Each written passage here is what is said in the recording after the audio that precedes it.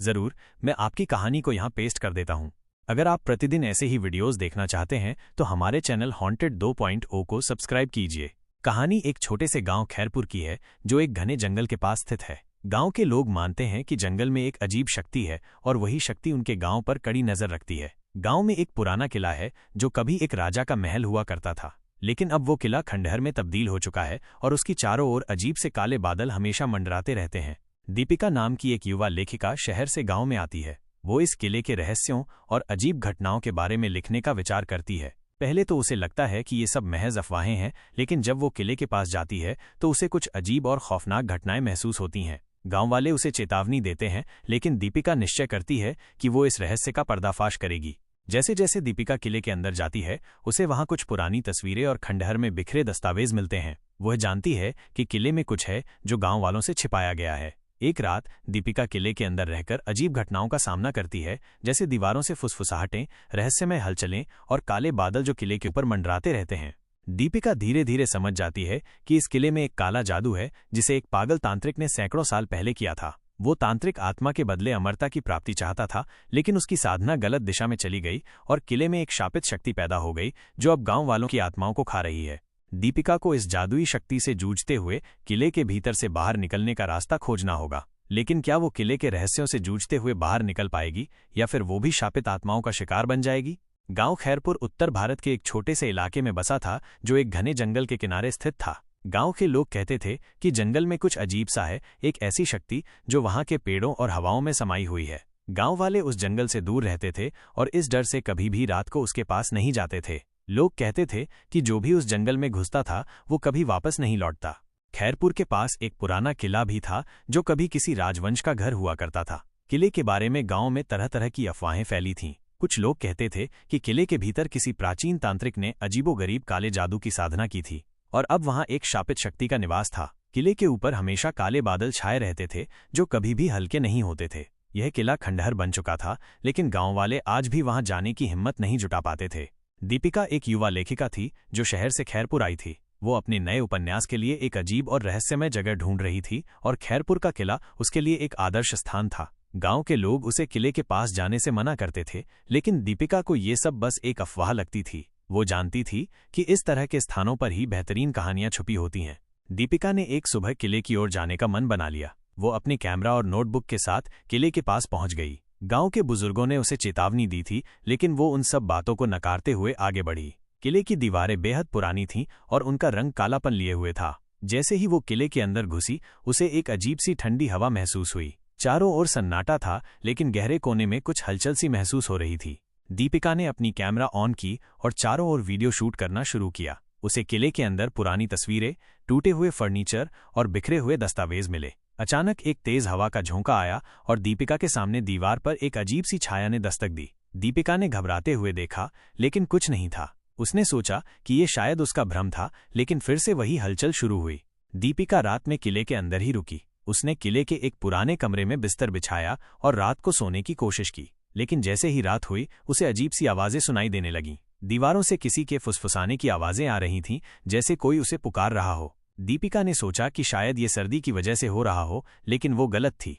रात के करीब 2 बजे दीपिका की आंखें अचानक खुल गईं। उसे लगा जैसे कमरे में कुछ बदल चुका हो। कमरे का तापमान बहुत ठंडा हो गया था। उसने देखा कि एक पुरानी तस्वीर जो उसने दिन में देखी थी अब कमरे की दीवार से गिरकर जमीन पर पड़ी थी। दीपिका घबराई और उसने कमरे की लाइट्स जलाईं, लेकिन जैसे ही लाइट्स जलीं उसे कमरे में एक लड़की की परछाई दिखी।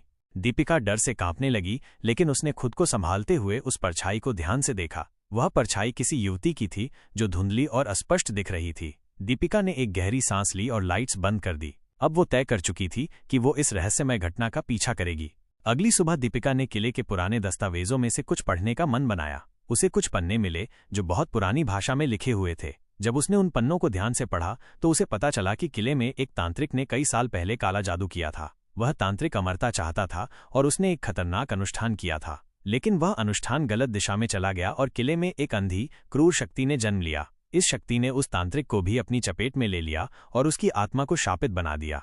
दीपिका ने यह सब पढ़ा और उसकी आंखों में डर और सच्चाई की तलाश का मिश्रण था। अब उसे ये समझ आ गया था कि किले की अजीब घटनाएं सिर्फ अफवाहें नहीं थीं, बल्कि ये घटनाएं उस काले जादू के कारण हो रही थीं। अध्याय 4 खोई हुई आत्मा।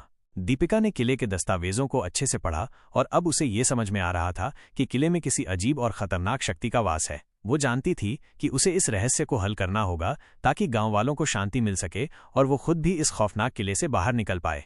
दीपिका ने किले के अन्य हिस्सों का भी मुआयना किया। जैसे ही वो किले के एक अंधेरे तहखाने में पहुंची, उसे वहां कुछ और पुरानी तस्वीरें मिलीं। इनमें एक तस्वीर उस तांत्रिक की थी जिसने किले में काला जादू किया था। तस्वीर के नीचे लिखा था, अमरता के बदले आत्मा की शांति खो दी जाती है।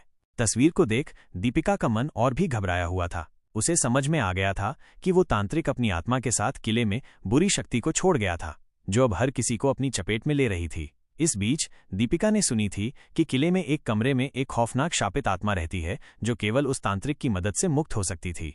धीरे धीरे दीपिका को किले में कई खतरनाक और अजीब घटनाओं का सामना करना पड़ा। रात के वक्त एक कमरे के दरवाजे से कोई जोर जोर से उसे पुकारता था। वो आवाजें कभी इतनी स्पष्ट होती थीं कि दीपिका को लगता कि कोई उसके बिल्कुल पास खड़ा है। उसे ये आवाजें उस लड़की की सुनाई देतीं जिसका नाम तन्वी था। एक दिन दीपिका ने तय किया कि वो इस आत्मा के रहस्य को पूरी तरह से समझेगी। वो रात के समय उस कमरे में गई जहां से वो आवाजें आती थीं। जैसे ही उसने दरवाजे को खोला, गिलहरी की एक तीव्र चीख सुनाई दी। दीपिका कांपते हुए अंदर गई, लेकिन जो उसने देखा वो उससे भी ज्यादा भयावह था। कमरे के बीचों बीच एक धुंधली लड़की खड़ी थी जो उसकी तरफ देख रही थी। उसका चेहरा लगभग पारदर्शी था और उसकी आंखों में गहरी उदासी और दुख था। दीपिका ने डरते हुए पूछा, तुम कौन हो? क्या तुम तन्वी हो? लड़की ने धीमे से सिर हिलाया और उसके बाद उसकी आवाज गहरी फुसफुसाहट में बदल गई। मैं तन्वी हूँ। मैं इस किले की शापित आत्मा हूँ। दीपिका ने घबराते हुए पूछा, तुम किससे मदद चाहती हो? तुम्हें शांति कैसे मिल सकती है? तन्वी ने धीरे से उत्तर दिया, मुझे शांति तब मिलेगी जब इस किले में वो तांत्रिक फिर से जीवित होगा और जब वो अपनी अमरता की कीमत चुकाएगा। दीपिका की आंखें चौड़ी हो गईं। उसे समझ में आ गया कि यह आत्मा सिर्फ तांत्रिक से बदला लेने के लिए यहां बसी हुई थी और अब उसे यह समझने की आवश्यकता थी कि तांत्रिक का क्या किया जाए। दीपिका ने एक बार फिर किले के दस्तावेजों में खोदने की कोशिश की। उसे कुछ पुराने पन्ने मिले जो उस तांत्रिक की अंतिम क्रिया के बारे में बताते थे।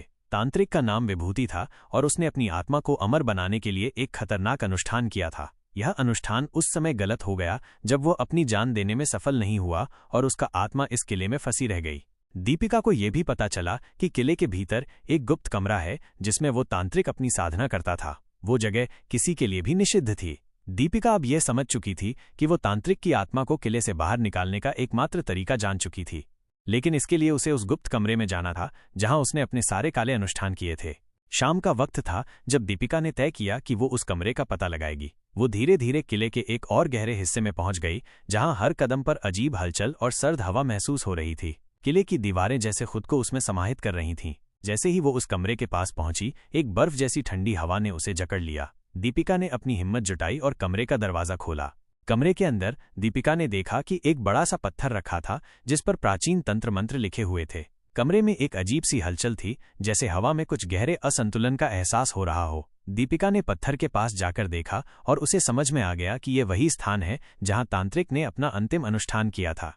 जैसे ही दीपिका ने उस पत्थर को छुआ, कमरे में एक जोरदार धमाका हुआ और काले बादल कमरे के ऊपर मंडराने लगे। दीपिका को महसूस हुआ कि तांत्रिक की आत्मा किले में अभी भी मौजूद थी और अब वो उसे अपनी पकड़ में लेना चाहता था।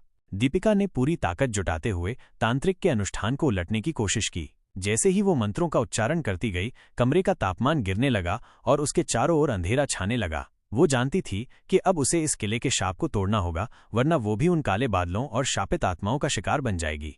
दीपिका ने मंत्रों का उच्चारण करते हुए अपनी पूरी शक्ति एकत्रित की। कमरे का वातावरण अब और भी घना हो गया था।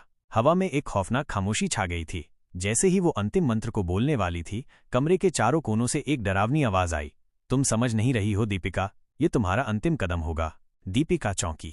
ये आवाज तांत्रिक की थी। अचानक कमरे की दीवारों पर अजीब सी लकीरें उभरने लगीं और एक काले रंग की धुआं सी उस पर लहराने लगी। ये धुआं किसी जीवित शक्ति की तरह कमरे में फैलने लगा, जैसे वो उसकी आत्मा हो जो अब भी जीवित थी।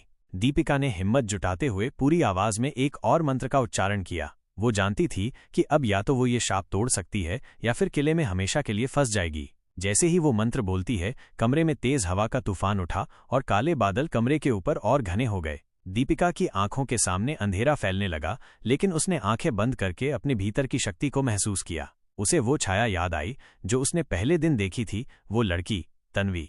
तन्वी की आवाज उसके कानों में गूंजने लगी, मुझे शांति दो दीपिका, मुझे शांति दो। दीपिका ने खुद को पूरी तरह से समर्पित किया। वो जानती थी कि इस पूरी घटना में तन्वी की आत्मा को शांति देना ही इसका सबसे सही समाधान होगा। उसने फिर से अपनी आवाज को बुलंद करते हुए आखिरी मंत्र उच्चारण किया और अचानक कमरे में एक तेज ध्वनि हुई, जैसे किसी ने भारी दरवाजा खोला हो। जैसे ही दीपिका ने मंत्र पूरा किया, कमरे में घना अंधेरा छंटने लगा। चारों ओर एक हल्की रोशनी फैल गई। दीपिका ने आंखें खोलीं और देखा कि कमरे में सब कुछ सामान्य हो गया था। काले बादल गायब हो गए थे और कमरे के भीतर की दीवारें अब चमक रही थीं। लेकिन दीपिका का दिल अभी भी डरा हुआ था। अचानक उसे महसूस हुआ कि कोई उसकी पीठ पर खड़ा है। वो घबराकर मुड़ी और देखा कि वही लड़की तन्वी अब उसके सामने खड़ी थी। लेकिन अब उसका चेहरा पहले जैसा उदास नहीं था। उसकी आंखों में अब शांति और आभार था। तन्वी ने धीरे से कहा, तुमने मुझे मुक्ति दी दीपिका, अब मैं शांति में जा सकती हूँ। दीपिका ने उसे देखा और हल्की सी मुस्कान के साथ कहा, तुम अब स्वतंत्र हो तन्वी, तुम्हारा दर्द अब खत्म हो गया। तन्वी ने दीपिका का धन्यवाद किया और फिर एक हल्के से आभा में धीरे धीरे गायब हो गई। दीपिका अब पूरी तरह से आश्वस्त हो गई थी कि वो सही कदम उठा चुकी थी। किले की पूरी हवा हल्की हो चुकी थी और किले के भीतर का भय अब गायब हो चुका था। दीपिका ने राहत की सांस ली। किले का शाप अब टूट चुका था। किले के भीतर की सारी नकारात्मक शक्तियां अब समाप्त हो चुकी थीं। दीपिका ने किले के दस्तावेजों को समेटा और बाहर निकलने के लिए कदम बढ़ाए। किले का दृश्य अब शांत था, जैसे कुछ भी हुआ ही नहीं हो। दीपिका ने किले के बाहर खड़े होकर एक लंबी सांस ली। अब उसे पता था कि किले में जो हुआ वो न केवल उसकी कहानी थी, बल्कि एक लड़की की आत्मा की मुक्ति भी थी जो सदियों से बंदी थी। किले से बाहर निकलते वक्त दीपिका ने देखा कि गांव के लोग धीरे धीरे किले के आसपास आने लगे थे। उन्होंने दीपिका को देखा और उसकी आंखों में उत्सुकता और धन्यवाद दोनों था। दीपिका ने अपनी पूरी यात्रा और किले के रहस्य को उनसे साझा किया। अब खैरपुर के लोग ये मानने लगे थे कि किला अब सुरक्षित है और किले का शाप पूरी तरह टूट चुका है। दीपिका ने अपने उपन्यास के लिए सारी जानकारी एकत्र की और उसके बाद उसे प्रकाशित किया। उसका किताब दुनिया भर में हिट हो गया और उसे कई पुरस्कार मिले। लेकिन उसने अपनी कहानी का असली सुख इस विचार में पाया कि उसने एक बुरी आत्मा को शांति दी और एक गांव को नफरत और डर से मुक्ति दिलाई। दीपिका के जीवन में अब एक नई शांति आ चुकी थी। वह अब इस रहस्य को पीछे छोड़कर एक नई शुरुआत की ओर बढ़ रही थी। उसने महसूस किया कि कभी कभी हमारी जिंदगी में कुछ ऐसी घटनाएं होती हैं जो हमें पहले से कहीं ज्यादा मजबूत और समझदार बना देती हैं। किले का शाप अब खत्म हो चुका था, लेकिन दीपिका जानती थी कि वो जो अनुभव और आत्म